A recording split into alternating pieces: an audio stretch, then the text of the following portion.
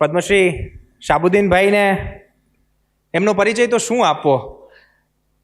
ગાલિબ એવું કહેતા કે હોગા કોઈ એસા ભી કે ગાલિબ કો ના જાને. એવું કોઈ હોય ખરું કે ગાલિબને ન ઓળખતું હોય? તો ગુજરાતમાં આપણે કહી શકીએ કે એવું કોઈ હોય ખરું કે જે પદ્મશ્રી શાહબુદ્દીન રાઠોડ સાહેબને ન ઓળખતું હોય?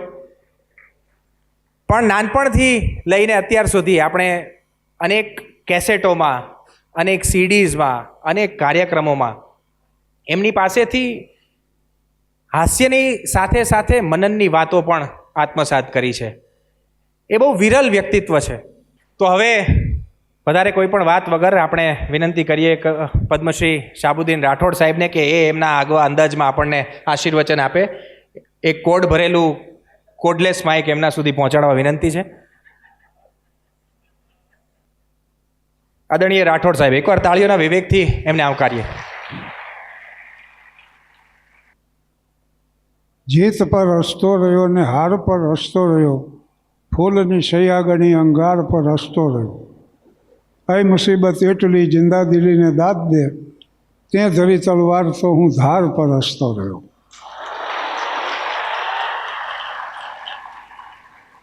માઇક ટેસ્ટિંગ માટે બોલું છું.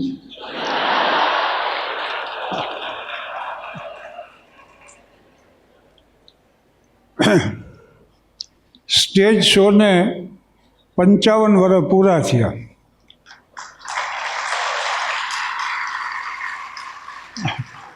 આ 56મું વર્ષ છે અને મેં ઘણું ધ્યાન રાખ્યું તોય 9 ડિસેમ્બરે 88મું શરૂ થયું. બોલો, હવે સ્વાસ્થ્યનું રહસ્ય માણસ પૂછે એટલે હું કહું કે પારકા ઘરે ઉત્તમ પ્રકારના ભોજન કર્યા, ઘરે ડાયટિંગ કર્યું.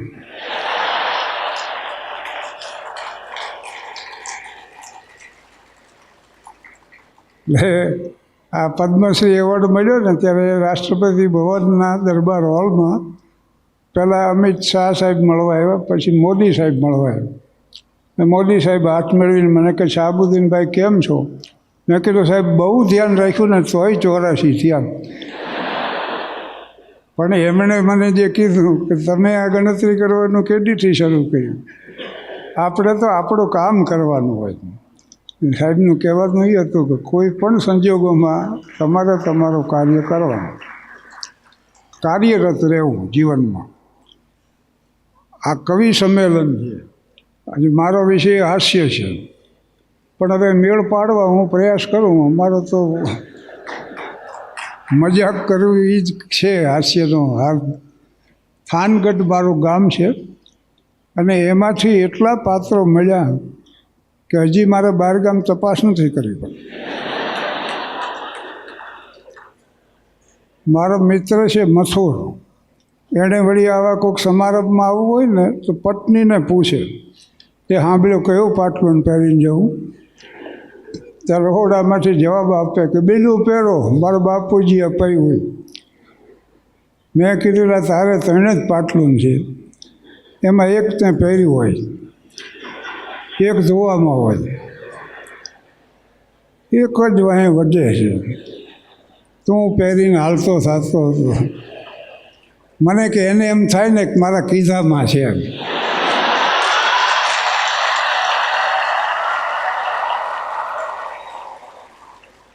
એટલે માણા કે ન કે સૌના વ્યવહાર આમ હાલે છે. હમણાં મને મળ્યો હતો કે મારી પત્ની છે ને રોજ સવાર પડે ને 200 રૂપિયા માગે. એટલે હોય નહીં તો કે હા સવાર પડ્યું નથી, લાવો 200 રૂપિયા. મેં કીધું 200 રૂપિયાનું રોજ કરે છે શું? તો મથુર કે હું આપું તો ખબર પડે.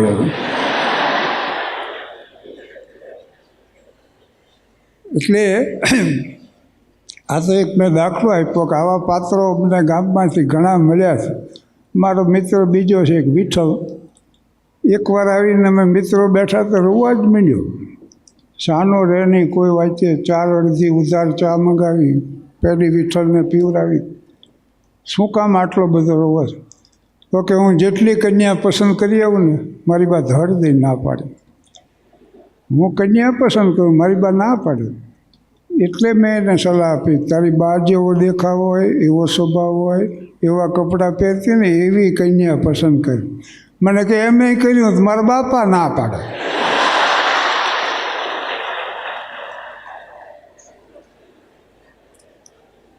અમારો બીજો મિત્ર છે ધીરજલાલ કાપડિયા, ગુજરાતીનો વિષય લઈને BA પાસ થનારી પહેલો ગ્રેજ્યુએટ. એનું સન્માન કર્યું અને પ્રતિભાવમાં એને એક ભાષણ કર્યું ને એમાં નાટમાં ડંકો દેવી. માણા માતર માંડ્યું વાહ વાહ કરવાનું, માંડ્યા હક પણ ના કાગળ આવો. ધીરજલાલ વળી આમ કાગળ વાંચીને, કન્યા ગ્રેજ્યુએટ છે? ઓલા કે ગ્રેજ્યુએટ નથી. તો ગ્રેજ્યુએટ કન્યા વગર મારા સાહિત્યિક વિચારો હું કંઈની પાસે વ્યક્ત કરું? મારી આ ઉર્મિઓની અભિવ્યક્તિ ક્યાં જઈ કરું? મને કોણ સમજશે? આવી વાયડીએ ચડી ગયું. ગ્રેજ્યુએટ કન્યાની તપાસમાં 7 વર્ષ ગયા. પછી ધીરુએ ધોરણ ઘટાડ્યું. હવે ઇન્ટર હોય તો ઇન્ટર ચાલશે, હું ચલાવી લઈશ. તો 4 વર્ષ ઇન્ટરમાં ગયા. પછી જેવું માથે આવી ગયો હવે મેટ્રિક પાસ ને કરો તપાસ. મેટ્રિક પાસનો મેળ ન ખાધો. અત્યારે ધીરજલાલને 39મું વર્ષ હાલે અને હવે એમ કહે છે કે કન્યાને અક્ષર જ્ઞાન હું આપીશ.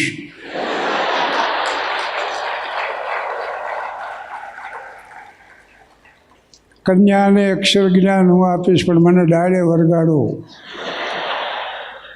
ઉગ્ર સ્વભાવનો થઈ ગયો. લગ્નના ઢોલ નથી સાંભળી શકતો.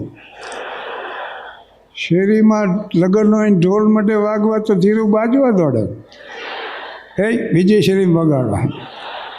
બોલા કે લગ્ન અમારે અહીંયા છે, ઢોલ બીજી શેરીમાં વગાડવા જઈ તારા દખે.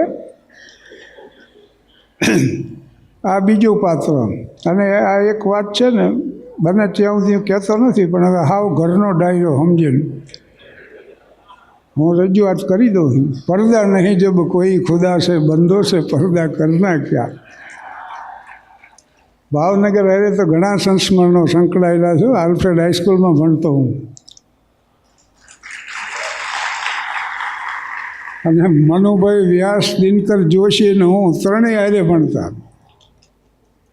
હિતેશભાઈને ત્યાં જ ઉતર્યો અત્યારે, એના સુપુત્રને એ એડવોકેટ છે. અને ઘણી આર્થિક મુશ્કેલીમાં આખું વર્ષ પસાર કરેલો. આ ભાઈ મહેન્દ્રભાઈ ને આવ્યા, અમારું સન્માન કર્યું. તખ્તસિંહ પરમાર સાહેબ શોર્ટ સ્ટોરી બનાવતા, એના હું પીરિયડ ભરતો ત્યારે. એટલે એ વાતો કરવા બે પાછું મહત્ત્વનું રહી જાય. પણ કવિ લેખકો માફ કરે. એકવાર હું કવિ સંમેલનમાં ગયેલો.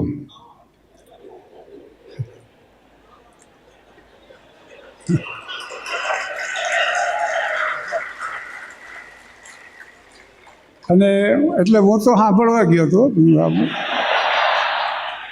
પણ હું ઓડિયન્સમાં બેઠો હતો ને એમાં સંયોજકે ઊંચીથી જાહેરાત કરી કે શાહબુદ્દીન રાઠોડ અહીં હાજર છે, તો એ પ્રસંગને અનુરૂપ કાંઈ બોલશે. એટલે હું તો ગયો સ્ટેજમાંથી. પછી મેં મજાક કરી. હમણાં ઉત્તરકાશીમાં મોરારી બાપુ અમને 250 સર્જકોને રહી ગયા, કૃષ્ણભાઈ છે આમે. અને અહીંયા મેં આ રજૂઆત કરી હતી. આ લેખકો અને કવિઓ છે ને, પહેલાં તો જોયા બધાને, માપ બારના જબ્બા, વધેલી દાઢીઓ, મોટા વાળ અને આમ સ્વપ્નશીલ આંખો. બસ એક કવિને મેં પૂછ્યું, તમે બહુ સારું લખો છો? તો મને હું લખતો નથી, મારાથી લખાઈ જાય છે.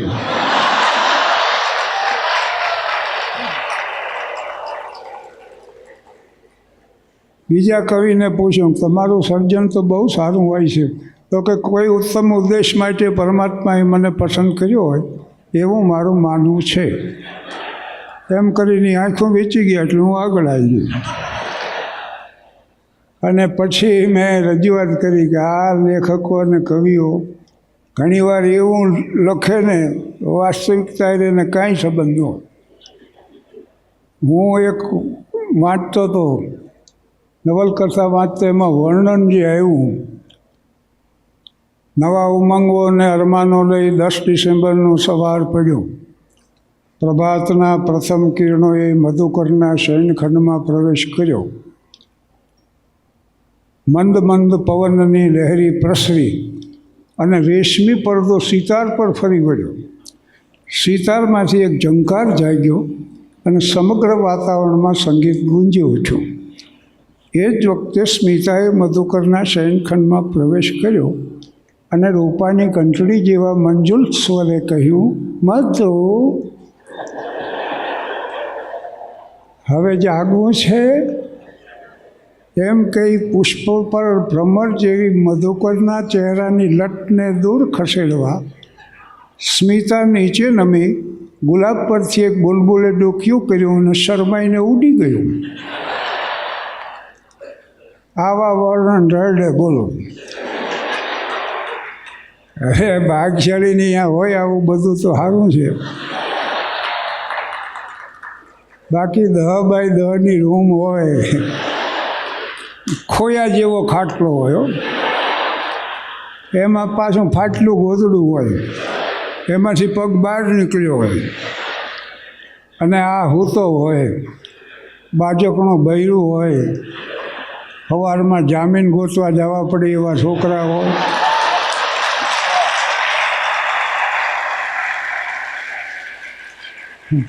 પડું થતું ખોરડું હોય અને આપણને એમ થાય કે આ બુદ્ધને મહાવીરને ભરતુરીને ગોપીચંદ રાજપાટ મૂકીને વયા ગયા અને આ કયા હકનો અહીં હૂતો છે.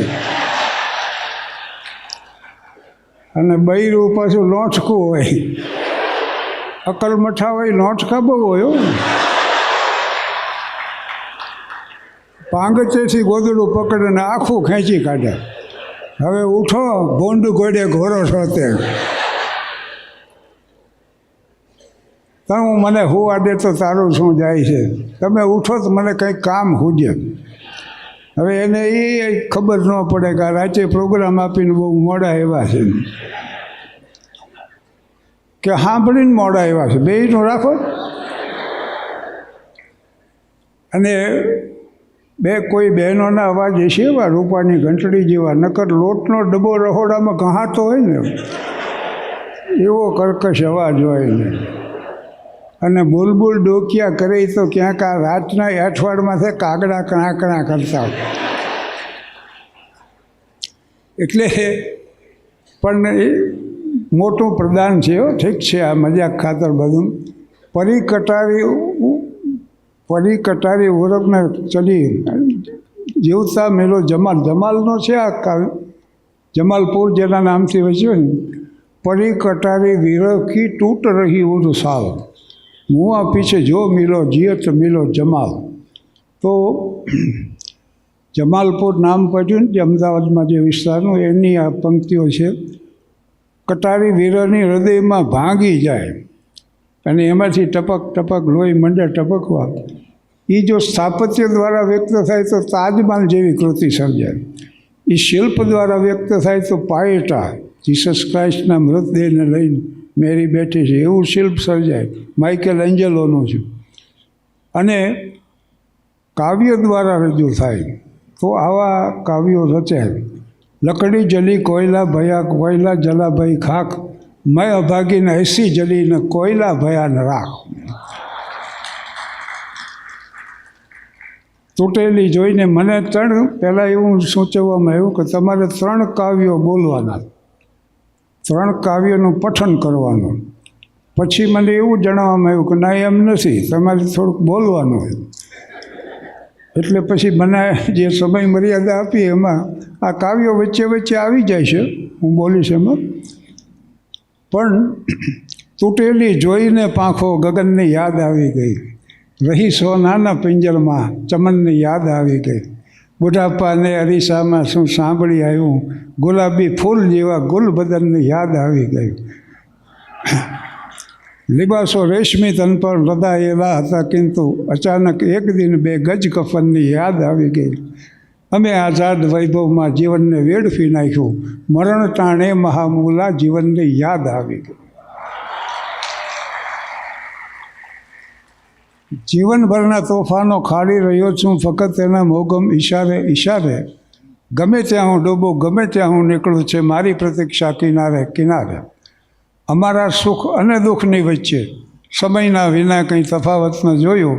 બધીએ મજાઓ હતી રાતે રાતે ને સંતાપ એનો સવારે સવારે. જીવન હો કે મરણ એ બંને સ્થિતિમાં મરી જે લાચારી કાયમ રહી છે. જનાજો જશે તો જશે કાંધે કાંધે, જીવન પણ ગયું છે સહારે સહારે. જીવનમાં છે લાવા કદમ પર ફક્ત એક શરત છે ગતિમાન રહેવું. જુદા છે મુસાફિર વિસામે વિસામે, જુદી સગવડો છે ઉતારે ઉતારે. ખૂબ ખૂબસૂરત અણમોલ જિંદગી, વ્યર્થ વહી જાય એનું કાંઈ નહીં. વસ્તુ ખોવાય એની થાય અહીં વેદના, અને વર્ષો ખોવાય એનું કાંઈ નહીં. તો એક પ્રસંગ વચ્ચે કહી દઉં હળવો. મારો ભત્રીજો પ્રેમમાં પડ્યો પણ ઊંધે કાંઠ પડ્યો, અને બધી હુઈ દાઢીને બિખરે હુએ બાલને ફટી ખમીજને આવા જે વર્ણન આવે છે ને વીરઈઓના, એમ બારી પાસે આમનામ બેઠો રહ્યો. બસ આખું ઘર એને સમજાવીને થાક્યું. પછી મને કીધું કે ભાઈ તમે સમજાવો આને કંઈક. એટલે હું ગયો. એ તો બેઠો બેઠો એને ઠપકો આપતો હતો કે કાદવના કટકા કે તો નિર્વિણ નોખા થયા, પણ ફટરે ફટ હિયા સાજણ જાતા સાજારિયા. किसको खबर थी किसको पता था ऐसे भी दिन आएंगे, जीना भी होगा मुश्किल और मरने भी न पाएंगे. हम जैसे बर्बाद दिलों का जीना क्या और मरना क्या, आज तेरी महफिल से उठे कल इस दुनिया से उठ जाएंगे. એટલે હું તો એનું નિરીક્ષણ જ કર્યું મેં. સામે જઈને ઊભો રહ્યો તો એ બોલ્યો કે ऐ समा जरा हटके जल मेरी मजार से, मैं खुद ही जल रहा हूँ दिले बेकरार से. એટલે મેં કીધું હું તને સમજાવવા માટે આવ્યો છું. ધડ શેર વળગાડ્યો. मैं सोया था चैन से उठे कफन मजार में, यहाँ भी सताने आ गए किसने पता बता दिया. એટલે મને ખબર નથી આ ઘરના સરનામાની. તું આટલો બધો દુઃખી શું કામ થઈ ગયો? तो कि गम की बिजली गिरी जल गया आसियाँ, हम सफ़र लुट गया कारवां. जिंदगी की मुझे अब तमन्ना नहीं, मौत भी घर ना आए तो मैं क्या करूं. मैं कीधुं पण एमां रोवे शुं काम आटलो बधो? तो कि देख कर मुझे कहता है सारा जहां, रात दिन रोते रहते हो क्यों मेहरबान. दिल सुलगता रहा फिर भी मैं चुप रहा, आंखें सब कुछ बता दे तो मैं क्या करूं. ને મને મૂંઝવણ એ થઈ કે આ કાંઈક કયો ને ધડ શેર વળગાડે, આને પૂછવું શું. પણ એમાં એને મને પૂછ્યું કે કાકા આકાશમાં આટલા બધા સિતારાઓ કેમ છે એની તમને ખબર છે? મેં કીધું મને તો આપણા કુટુંબના લેણિયાટ કેટલા છે એ ખબર છે, આવી કોઈ ખબર નથી. તો મને કે કોઈ વિરાટ સ્વપ્નના ટુકડા થયા હશે. કીધું તને બધું ખબર પડે આમાં.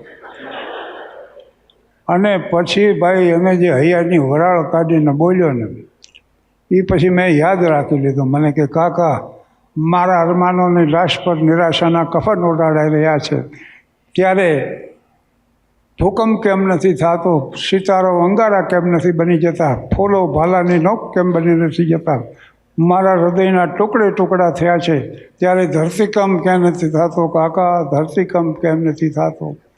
મેં કીધું ધરતીકંપ તું કહે છે એ પ્રમાણે ન થાય, ભૂગોળમાં કારણ આપ્યા એ પ્રમાણે થાય. અને ધરતીને આ રોજનો થયો.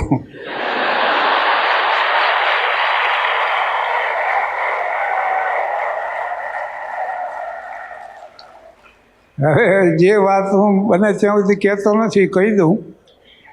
થાનગઢ મ્યુનિસિપલ હાઈસ્કૂલમાં 13 વર્ષ હું શિક્ષક રહ્યો. જ્યાં ભણતો ત્યાં સર્વિસ મળી, અને 25 વર્ષ આચાર્ય હતો, અને 38 વર્ષ 4 મહિના શિક્ષણ ક્ષેત્રે પસાર થયા.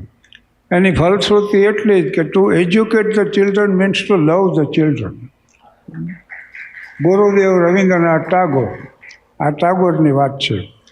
એ મેં આત્મસાત કરવા પ્રયાસ કર્યો ને. બાકી મેડમ મોન્ટેસરી એમ કહેતા કે બાળકોને સમજાવવા પ્રયાસ ન કરો, સમજવા પ્રયાસ કરો. અને આ બહુ મહત્ત્વની બાબત છે. એટલે આટલો સમય મારો એમાં ગયો. મેં હેડમાસ્ટર થયા પછી લગ્ન કર્યા. તો કન્યા જેવો તો જવું પડે, તો હું ગયેલો. ચા પાણી નાસ્તો એવો ને વડીલો મીડિયા પ્રશ્ન પૂછવાનું, એટલા સારા જવાબ માંડ્યો આપવા. મને એમ કે ઘર બંધાય, મારો કોઈ બદ ઈરાદો નહીં. પણ મારી બધી વાત સાંભળ્યા પછી એવડાવી મને કે વડીલ વાત તમારી મુદ્દાની, પણ હવે મૂર્તિઓ જોયા પછી ખબર પડે. ત્યારે મને ખબર પડી કે મને તો વડીલ સમજે. એટલે આ જુવાનીઓને ગામે ગામ આ વાતો એટલા માટે કહું છું કે પસંદગીના ધોરણ બહુ ઊંચા ન રાખો. આપણી લાયકાત હારે નારી જોતું રહેવું. નકર એસટી સ્ટેશન પહોંચો ને લક્ઝરી બધી ઉપડી જાય અને હાદી હોંઠ વહી જાય. તમે તો ભાવનગર જેવા શહેરમાં રહ્યો છો, અમારે અહીંયા ગામડામાં વરરાજો થયો હોય ને એનો બેદી એવો માભો જાળવવામાં આવે. વરરાજા માટે સવારના પોરમાં ગરમા ગરમ ગાંઠિયા, હારે પછી ગરમ જલેબી, ખીચડી ભરીને ચા. વરરાજોએ સમજતો કે આજ તો કોઈ કહેવાનું નથી, ધરવા હેઠ ગાંઠિયા ખાઈ જાય, જલેબી ઉકેલી મૂકે, 3-4 કપ ચા પી જાય, પછી તમાકુવાળું પાન ગલોફે ચડાવી વરરાજા તૈયારી કરે. શેની? જંગલ જવાની.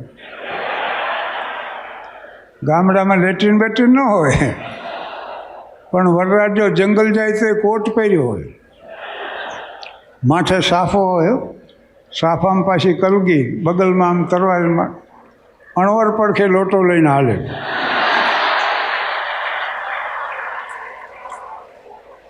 વરરાજા લોટા બોટા ન ઉપાડે, એ તો આમ છાતી કાઢીને હાલે. એટલું જ નહીં, ઢોલી આગળ ઢોલ વગાડતો જતો. ધ્રુજબાંગ ધ્રુજબાંગ ધ્રુજબાંગ, ગામ આખું જોઈ રહે વરરાજા જાય છે. પછી 2.5 વીઘાના ખેતરમાં બીડી હળગાવીને એકલો બેઠો.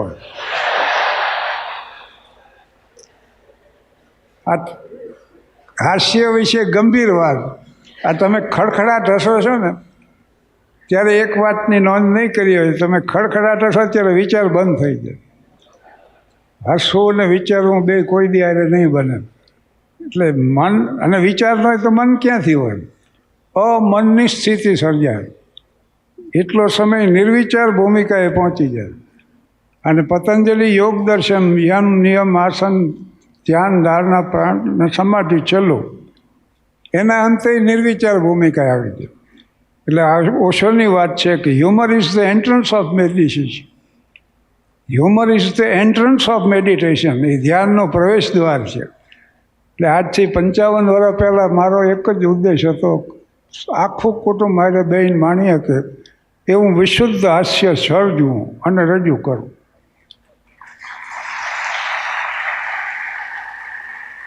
અને હજી એ માણસ સાંભળે છે.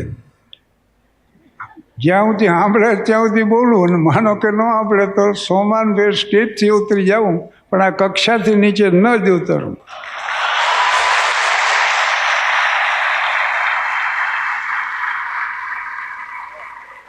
અને બીજી વાત એમાં એ કે એમાં જેવતરની વાતો વણી લેવી. દુનિયાનો પ્રસિદ્ધ સંગીતકાર મોઝાર્ટ, એની પાસે એક યુવાન આવ્યો. મોઝાર્ટને કે મારે મ્યુઝિક કમ્પોઝ કરવું છે. મોઝાર્ટે કીધું તમારી ઉંમર નાની ગણાય. તો ઓલે તરત કીધું કે એમ તો તમે 6 વર્ષની ઉંમરથી મ્યુઝિક કમ્પોઝ કરતા. પણ મોઝાર્ટે એટલો જ કીધું કે યુવાનો કોઈને પૂછવા નહોતો ગયો. હા, તો હું મને પૂછવા આવ્યો ને, હું પૂછવા નહોતો ગયો કોઈને. અને બીજું, જીવનના સત્યોને હળવાશથી રજૂ કરવા. મારો એક મિત્ર કે સારા કામમાં થોડાક પૈસા વાપરવા શું કરવું? મેં કે જેના ઉછીના લીધે એને દઈ દો. સારામાં સારું કામ હોય તો આ છે. અને હાસ્યની સૌથી મોટી પ્રેરણા જો મળી હોય તો ગાંધીજીમાંથી મળી. ગાંધીજીની આ વાત સ્વીકારીને મેં હાસ્યનું મંડાણ કર્યું. કે ગંભીરતા વગરનું હાસ્ય અને હાસ્ય વગરની ગંભીરતા બેય વ્યર્થ છે. એટલે અમારા હાસ્યમાં ગંભીરતા આવે, ગંભીરતામાં હાસ્ય આવે. આ છેલ્લી જ વાત કરું છું. પત્રકારો મને પૂછે છે, તમારું નામ શાહબુદ્દીન અટક રાઠોડ, તો તમારી જાતિ કઈ? એટલે હું કહું નર જાતિ. એમાં ઊંડી વાત એ છે કે મંદિર મસ્જિદ गिरजा घर को बाट लिया भगवान को, रमी आसमां को भी बांटा, मत बांटो इंसान को. तो मजहब नहीं सिखाता आपस में बैर रखना, हिंदी है हम वतन है हिंदुस्तान हमारा. આટલી વાત પૂરતી છે. મહિલા પત્રકાર મને કહે, તમે તમારા પત્નીને ઘરકામમાં મદદ કરો છો? મેં કીધું ના, એ મને મદદ કરે છે.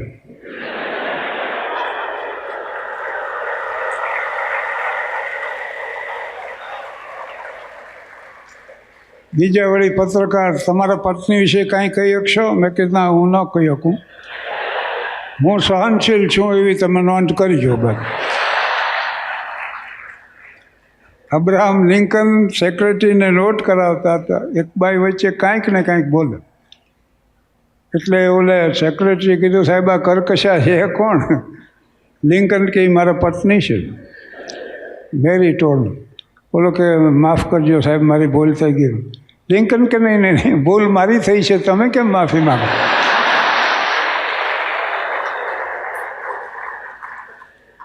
એક પત્નીએ એના પતિને કીધું કે હું તમને દુઃખમાં મદદ કરીશ.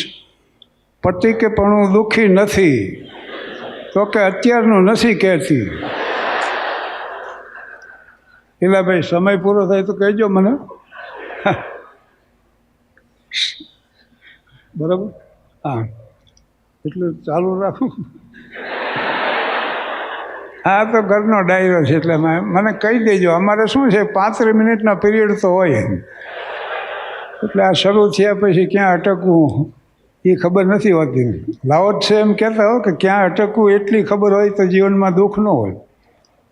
પણ હવે આ યુવાનોની મોટી સંખ્યા છે.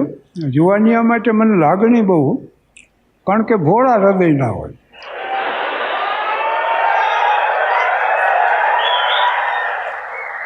જરાક કોક હસીને વાત કરે ને મન મોટું દેખાડે ને,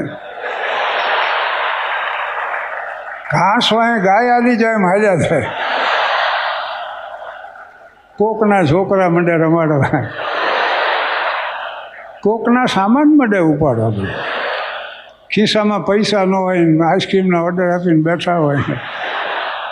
પણ સમંદરના તરંગો ચાંદનીમાં લીન લાગે છે, પવનની લહેર પણ ઝળકી ઉઠેલી બીન લાગે છે. એ કુદરતો કે માનવ એક સરખો છે અનુભવા, જોવાની હોય છે ત્યારે બધું રંગીન લાગે.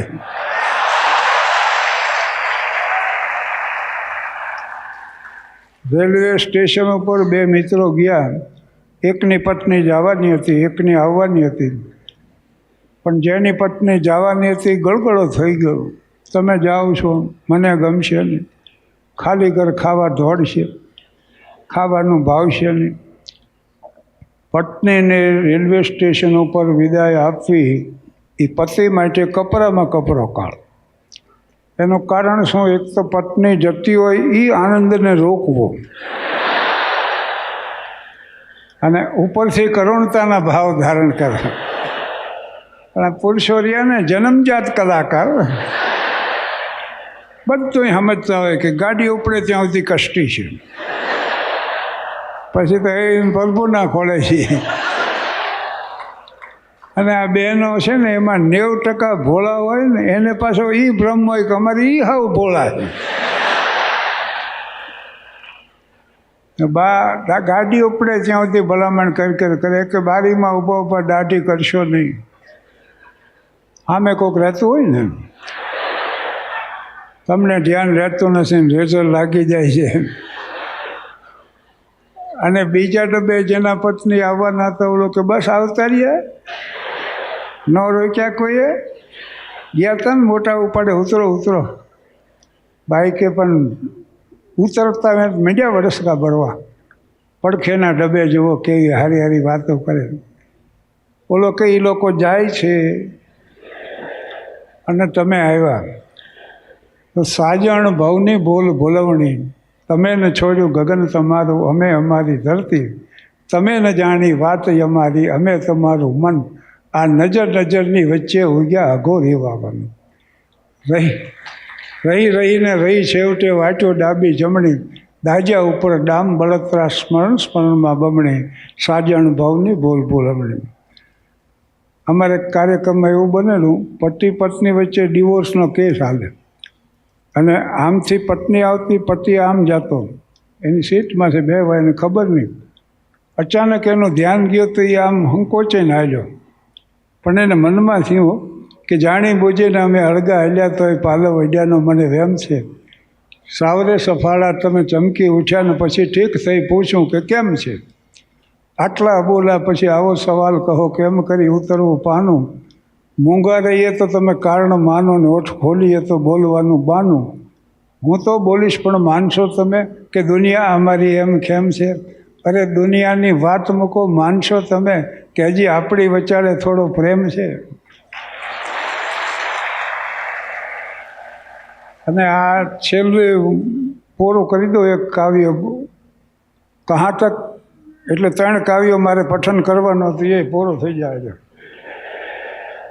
कहाँ तक जफा उष्ण वालों से सहते, जवानी जो रहती तो फिर हम न रहते, नशे मन न जलता निशानी तो रहती, हमारा था क्या कुछ कहते न कहते, कोई लक्ष्य और कोई दीवार समझा, सदियाँ हुई हमको चुप रहते रहते, जमाना बड़े गौर से सुन रहा था, हम ही सो गए दास्तां कहते कहते.